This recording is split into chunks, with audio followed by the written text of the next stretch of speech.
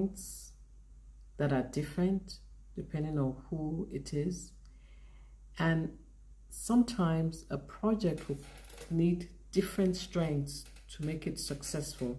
So if you can match the person with the strength that's needed for a project and collaborate, it makes things go so much smoother. Productivity is high, morale is high. You know why morale is high? Especially because everybody's working in their zone of strength. Try doing something that you're not good at. It's overwhelming, it's tiring, it's stressful. But when you're in your zone of strength, the time flies by so quickly, and before you know it, like I look today and I'm like, is this the time? It can be, because I was doing some things that I was really enjoying. I was listening to some information about AI, which is becoming such a big part of our lives today. And with all that information, I just didn't pay attention to the time. So, but when you are working in an area that is not in your strength, then you're going to feel like, oh, when is this going to be over? You're checking the time, you're like counting down, you get distracted, you want to do something else, you want to be somewhere else, you want to be gone, you want this to be over, you want somebody else to take over. That's why there is so much power in collaboration. And let me share a few things that you may want to think about the next time you have to do a project and it needs collaboration.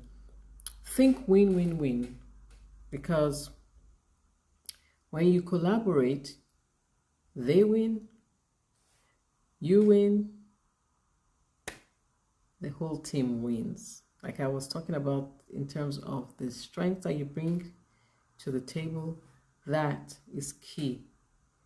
And because you're also complementing each other, you're working in your area of strength, and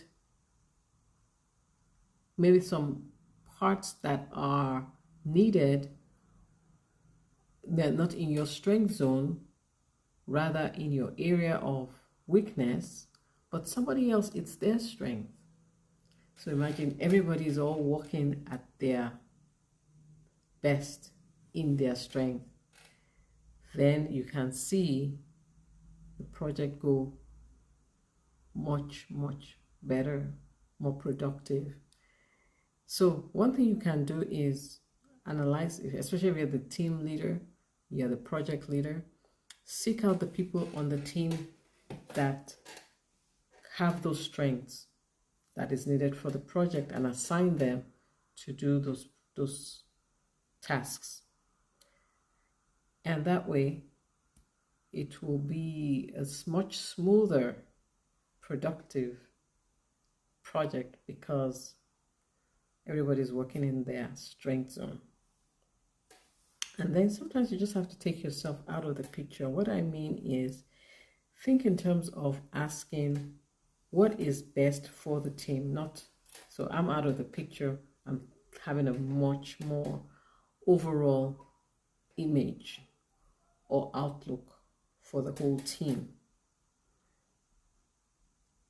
And this way, it's not about me as a team leader, it's about how can the team function together, work together, get the situation or get any issues resolved as a team. Yes, so that should be the focus. So if it will do better, if you're not the main focus, then propose ideas that promote and involve people other than yourself. Sometimes that may be hard, especially if it's a project that's like your baby. But sometimes you just have to take yourself out of the picture and focus on what will benefit the team the most. Collaborations work when you work well. So think about how you can collaborate on your next project.